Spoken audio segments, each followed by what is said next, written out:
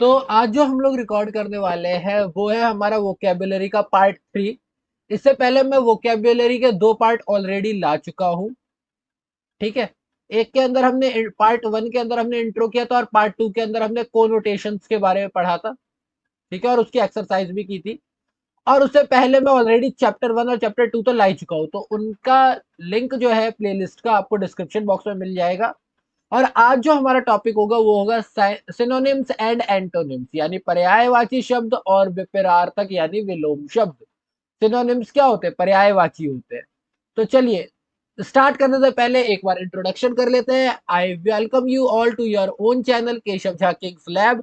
और यहाँ पर हम लोग जो है अभी प्लेलिस्ट कंप्लीट कर रहे हैं पूरा का पूरा, किस चीज का? सीए फाउंडेशन के पेपर 2 का बीसीआर यानी कि बिजनेस कॉरेस्पॉन्डेंस एंड रिपोर्टिंग का। तो चलिए बिना किसी देरी के स्टार्ट करते हैं कि भैया सिनोनिम्स क्या होता है और एंटोनिम्स क्या होता है इसके बारे में। ठीक।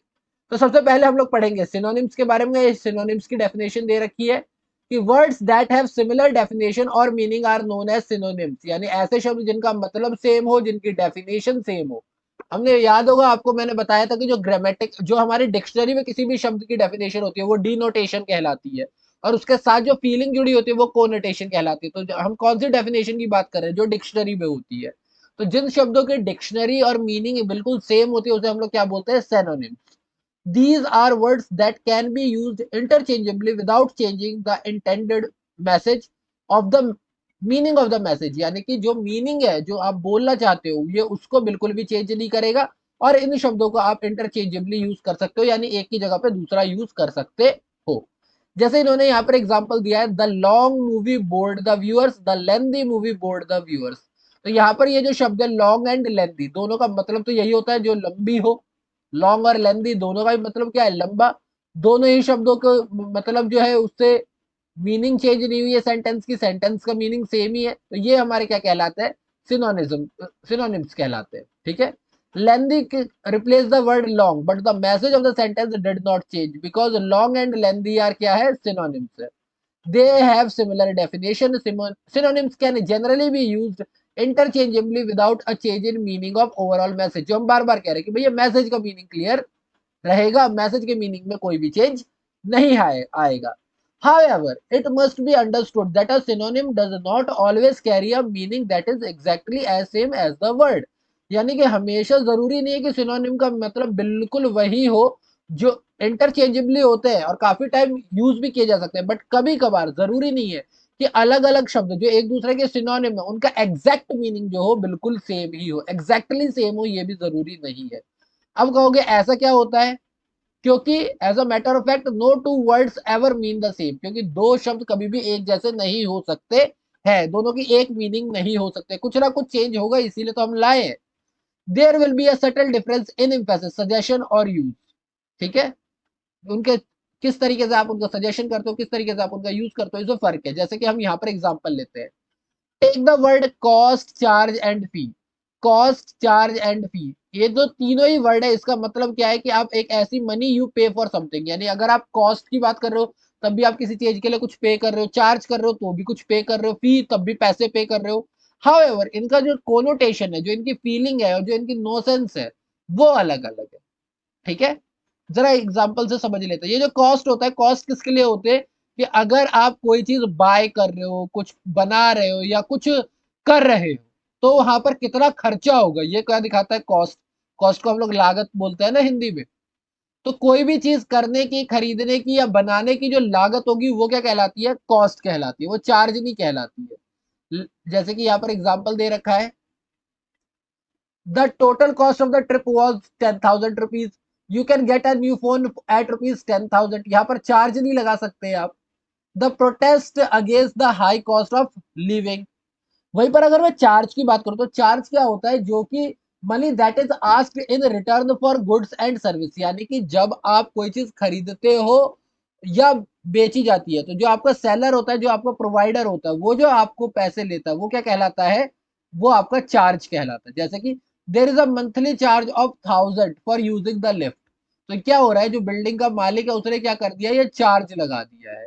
किस चीज का यूज कर देगा। तो जब आप गुड्स एंड सर्विस की बात करते हो तो गुड्स एंड सर्विस के बदले जो पैसा आपको देना पड़ता है वो आपका क्या कहलाता है, चार्ज, जो सेलर फिक्स करता है। जैसे कि स्कूल में एडमिशन क्या होता है, फीस होती है, लेकिन जो क्लब वगैरह होता है उसमें क्या होता है, एडमिशन चार्ज होता है। वहीं पर अगर मैं फी की बात करूं तो फी क्या है, ये एक ऐसी अमाउंट होती है जो कि आप प्रोफेशनल को देते हो फॉर एडवाइस एंड सर्विसेज। जैसे लॉयर क्या करता है, लॉयर चार्जेस अ हाई फी, तो ये चार्ज नहीं है, ये चार्जेस, ये क्या हो गया, ये वर्ब हो गया। हमारा जो नाउन वाला है वो ये हो गया है हाई फी। वो क्या करेगा, प्रोफेशनल, क्योंकि लॉयर क्या है, प्रोफेशनल है। ऐसे टीचर भी क्या लेते हैं, हम लोग बोलते हैं ना आपका ट्यूशन चार्ज क्या है, ट्यूशन चार्ज, क्योंकि चार्ज जो होता है वो हमेशा कौन देता है, सेलर बताता है कि भैया ये मेरा चार्ज होगा, ठीक है। जबकि कॉस्ट जो होती है ये कौन बता सकता है, कॉस्ट कौन बता सकता है, बायर भी बता सकता है कि भाई ये मुझे इतने की पड़ी तो ये इतने का कॉस्ट है। वहीं पर फी की बात करूंगा तो भाई ट्यूशन फी कब बात करोगे, जब आप प्रोफेशनलिज्म की बात कर रहे हो।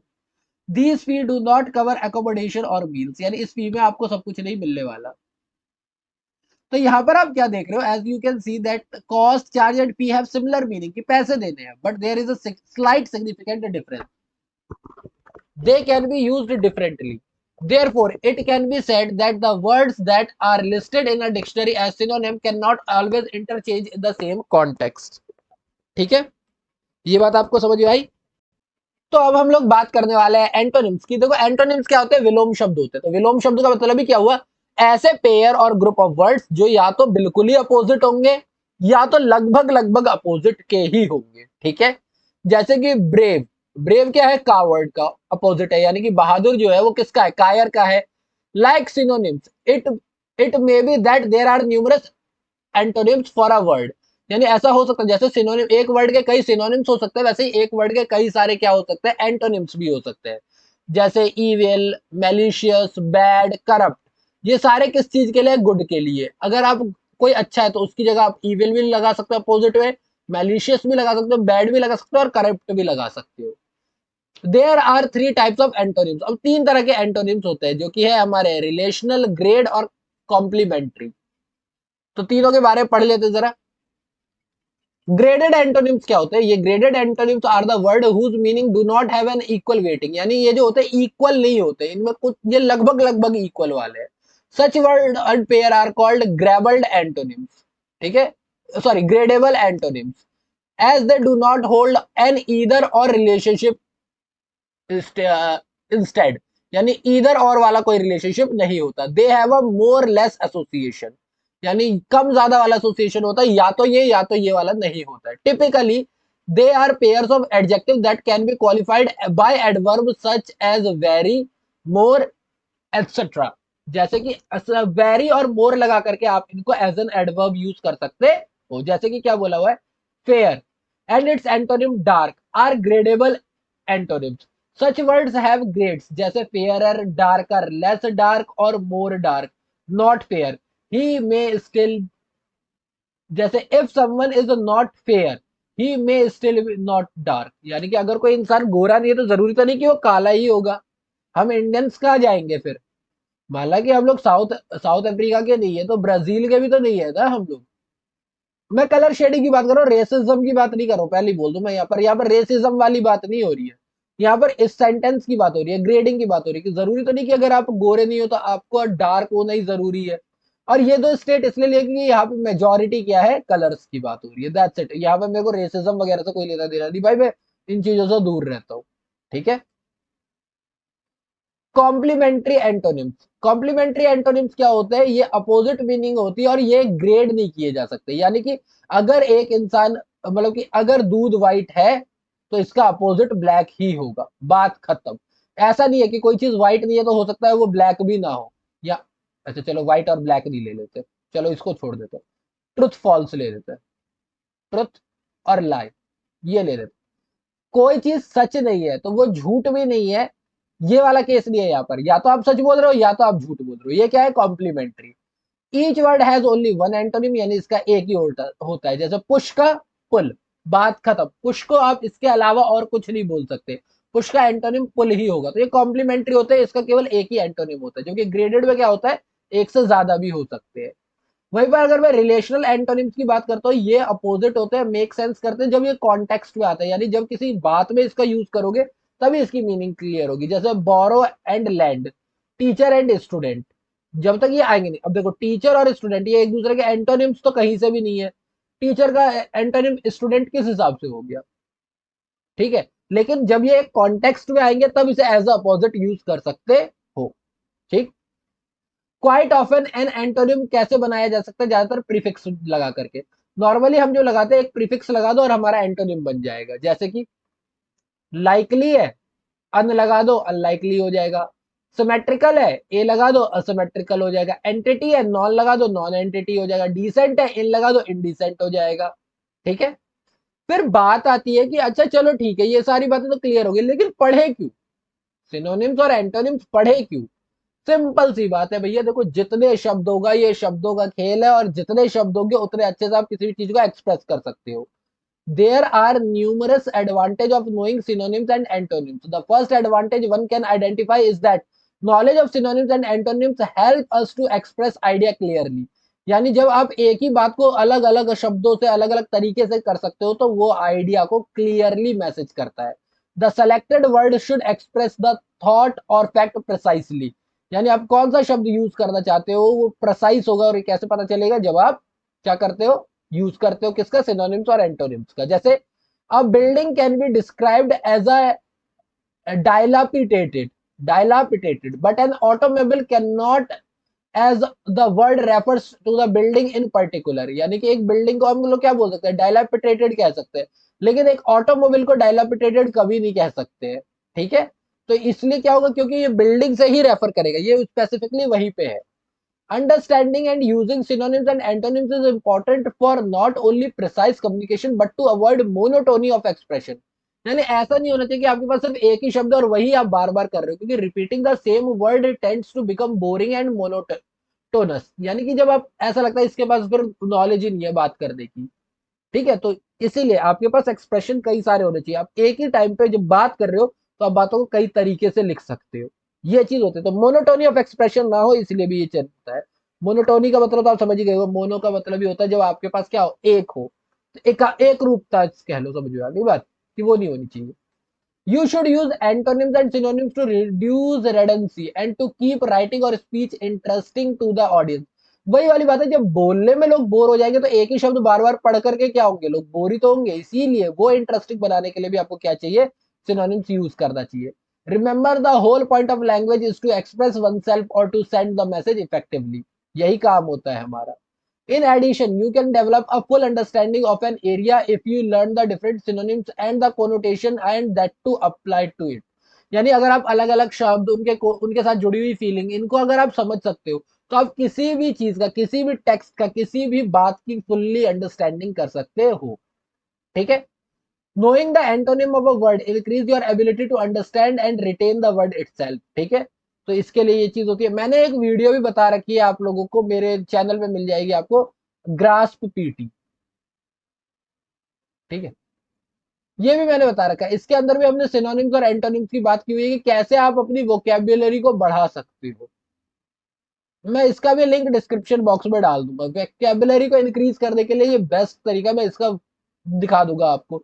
ये एक रूल होता है, ज्यादातर ये लोग एमबीए वगैरह के बच्चे पढ़ते हैं, तो मैं आप लोगों के लिए इसका मैंने एक वीडियो बनाया था। अगर आप इस तरीके से वोकेबुलरी यूज करना शुरू करते हो तो बहुत हेल्पफुल होगी आपके लिए। Given the word below is the list of word their antonyms and synonyms. अब ये कुछ शब्द दे रखे हैं, मैं हर एक नहीं पढ़ाने वाला आपको अभी। ये कुछ शब्द दे रखे हैं, ये उनका सिनोनिम्स दे रखा है, ये उनके एंटोनिम्स दे रखा है। आप इनको पढ़ लेना, आपकी बुक में है। जिनके पास ये बुक नहीं है वो कुछ मत करना, यहाँ से स्क्रीनशॉट ले लो, यही पूरी लिस्ट है। इतनी पूरी लिस्ट है, ये यहाँ से लेकर यहाँ तक आप इसकी स्क्रीनशॉट ले लो और पढ़ लेना। ठीक है। ठीक है। आई होप आपने स्क्रीनशॉट ले लिया होगा। हम यहाँ पर कुछ एक्सरसाइज है वो करने वाले हैं। ठीक। क्या बोला हुआ है? In the following question choose the word which best express the meaning of the given word. यानी जो वर्ड दे रखा है उसका मीनिंग क्या होता है और उसको कैसे एक्सप्रेस किया जा सकता है। बेस्ट एक्सप्रेस द मीनिंग, यानी कि यहाँ पर हमें बात करते हैं सिनोनिम की, क्योंकि इसका अपोजिट नहीं बोला है, बोला सेम मीनिंग। तो ऑब्लिटरेट, ऑब्लिटरेट का मतलब ही होता है तबाह करना, तबाह, तोड़ फोड़। तो इसका क्या हो जाएगा? डिस्ट्रॉय। ठीक है। इसका क्या हो जाएगा? डिस्ट्रॉय। मायरेड, मायरेड का मतलब ही होता है बहुत सारे या फिर विविध। विविध कह सकते हो आप। तो इसका हो जाएगा मैनी। परपेचुअल, परपेचुअल जो वर्ड है, परपेचुअल, इसका जो मीनिंग होता है वो होता है जो लगातार चल रही हो कोई चीज, जो लगातार चल रही हो। तो कंटिन्यूअस, सिंपल है। फिर आता है हमारा फिशर। फिशर जो होता है आपका, फिशर इसका मतलब होता है वो जो पहाड़ वहाड़ में एक छोटा सा छेद नहीं हो जाता वो, जैसे पहाड़ वहाड़ होता है जो थोड़ी सी क्रैक आ जाती है, तो ये होती है हमारी छोटी सी ओपनिंग। ठीक है, ओपनिंग। और डेस्पोट जो होता है, डेस्पोट इसका मतलब ही होता है एक ऐसी गवर्नमेंट जो कि क्रूएल हो, क्रूएल गवर्नमेंट। तो ऑफकोर्स क्रूएल गवर्नमेंट किसकी होती है, टायरेंट की, यानी कि जो क्या होता है हमारा डिक्टेटर टाइप होता है, उसकी होती है। ठीक। अब ये जो क्वेश्चन नंबर 2 दे रखा है, क्वेश्चन नंबर 1 आपका हो गया, क्वेश्चन नंबर 2 जो दे रखा है वो है एंटोनिम। देखो मैं पहले ही बता दूं, ये सिर्फ सैंपल है, क्वेश्चन इसके बाहर से आएंगे, ये जरूरी नहीं कि यही वर्ड्स पूछे जाए। शायद तुम्हारा लक अच्छा हो तो पूछ ले, बट जरूरी नहीं कि वो यही वर्ड पूछेंगे, वर्ड्स वो बाहर के भी पूछ सकते हैं, क्योंकि भाई वोकेबुलरी है, वो कहीं से भी पूछ सकते हैं। रिमोर्स, रिमोर्स का मतलब ही होता है, अभी एक मूवी आई थी without remorse Michael B Jordan की, तो जिसका मतलब ही पता चलेगा कि भैया इसका मतलब रिग्रेट होता है, दुख होता है। विदाउट रिमोर्स यानी विदाउट दुख। और जो दुखी नहीं होगा वो क्या होगा, जोवियल होगा, वो क्या होगा, खुश होगा। ठीक है। वहीं पर बात करता हूँ अगर मैं डिस्पराज की, डिस्पराज का मतलब ही होता है कि कोई चीज चीप है, कोई चीज सस्ती है। तो इसका क्या होगा, इसका होता है यूलोजाइज। यूलोजाइज का मतलब होता है भैया महंगा या फिर बड़ा या फिर हाई प्राइस भी कह सकते हो। ठीक है। वहीं पर बात करूं अगर मैं वैक्स की, कि वैक्स क्या होता है, VEX, वैक्स क्या होता है। वैक्स होता है जब कोई चीज क्या करते हैं बिल्कुल नॉर्मल सी हो, आपको बिल्कुल हैरानी ना हो किसी चीज को देख करके, तो इसका उल्टा क्या हो जाएगा, अम्यूज्ड। वैक्स का मतलब होता है जब हैरानी ना हो, तो अम्यूज्ड। नोवाइस, नोवाइस तो हमें पता है कि जो इंसान क्या होता है एकदम न्यू होता है किसी भी चीज में। नोवाइस का मतलब भी क्या होता है, जब कोई इंसान क्या होता है, न्यू होता है, न्यू होता है, तो न्यू का उल्टा क्या हो जाएगा, एक्सपीरियंस्ड। सीधी सी बात है। और यहाँ पर अगर मैं प्रोस्पेरिटी की बात करता हूँ, तो प्रोस्पेरिटी का मतलब क्या हुआ, कि भैया जो चीज जहां पर अच्छी हो रही, कहते हैं ना कि India is a good prosper country, या फिर we wish for your prosperity, तो हम अच्छे के लिए करते हैं। तो इसका हो जाता है इंडिसेंसी। इंडिसेंसी किसके लिए होता है, बैड के लिए होता है। फिर हमारा एक थर्ड दे रखा है, थर्ड में हमें क्या बोला हुआ है, कि भैया ऐसा है, each of the following below underline the word that means the opposite of the italicised word. यानी कि आपको ना एक इटैलिक वर्ड दे रखा है, उस इटैलिक वर्ड का क्या करना है, आपको एक सिनोनिम है जो कि इस लाइन में ढूंढना है। ठीक है। और उसके बाद उसका जो, and then identify the meaning of, sorry sorry sorry मैंने गलत बोला, क्या बोला मैंने, ये जो इटैलिक वर्ड है, देखो यहाँ पर एक इटैलिक वर्ड है, यहाँ पर एक इटैलिक वर्ड है, इन वर्डों का एंटोनिम जो है, एंटोनिम, अपोजिट एंटोनिम, वो कहाँ दे रखा है, वो इस लाइन के अंदर दे रखा है, और सिनोनिम इन तीनों में से कोई एक दे रखा है। तो हमें यही बताना है। ठीक है। तो सैल्यूटेरी का मतलब होता है जो कि बेनिफिशियल हो, जो फायदेमंद हो। सिनोनिम क्या होता है, बेनिफिशियल। तो बेनिफिशियल का उल्टा क्या हो जाएगा, हार्मफुल। तो एंटोनिम हो गया हार्मफुल, सिनोनिम हो गया beneficial. Trying to control everything your teams do can impede their growth. Impede का मतलब क्या होता है, इम्पेड का मतलब होता है हमारा रोकना। ठीक है। इम्पेड का मतलब क्या होता है, रोकना। तो हैम्पर, इसका मतलब भी रोकना होता है। टू एडवांस देयर डेवलपमेंट, तो किसको रोकेगा, डेवलपमेंट को ही तो रोकेगा, तो ये हो गया हमारा एंटोनिम। ये एंटोनिम हो गया, ये सिनोनिम हो गया। ठीक है। वहीं पर अगर तीसरे की बात करें, तो तीसरे में हमारा क्या है, सिम्युलेटेड। सिम्युलेटेड वर्ड दे रखा है, सिम्युलेटेड। आजकल हम लोगों ने बहुत सारे गेम खेल रहे हैं, डॉक्टर ड्राइविंग क्या था, एक ड्राइविंग सिम्युलेटर था। ठीक है। सिम्युलेटर का मतलब ही क्या होता है, ऐसी चीज जो कि रियलिटी की क्या करती है, नकल बनाती है। तो सिम्युलेटेड क्या होगा, मेडअप होगा, सीधी बात है, क्योंकि काल्पनिक होता है ये। जबकि इसका अपोजिट क्या हो जाएगा, रियल। इसका अपोजिट क्या हो जाएगा, रियल वन। क्योंकि सिम्युलेटेड क्या होता है, नकली, तो उसका अपोजिट रियल वन। नेक्स्ट दे रखा है, इसके अंदर जो हमारा इटैलिक वर्ड दे रखा है वो क्या देखा है, सररेप्टिटियसली।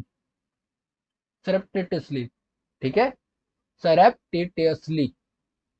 तो इसमें क्या होगा, इसमें क्या बोला है, चेक कहते हैं, I have seen student check their answer sheet. कैसे चेक कर सकते हैं, तो सररेप्टिटियसली का मतलब हो गया सीक्रेटली चेक कर सकते हैं, ओपनली चेक नहीं कर सकते।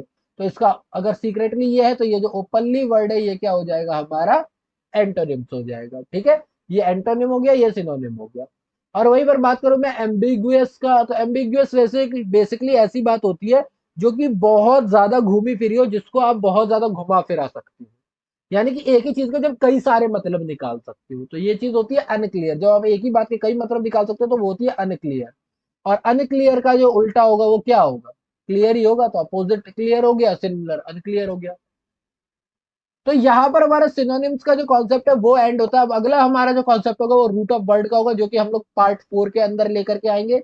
तो दैट्स बीन सेड, आज के लिए मैं वीडियो करता हूँ यहीं पर रैप अप। अगर आपको वीडियो अच्छी लगी हो तो प्लीज एक लाइक करें। अगर आपको लगता है कि आपके फ्रेंड्स को भी ये वीडियो देखनी चाहिए तो सब शेयर करें।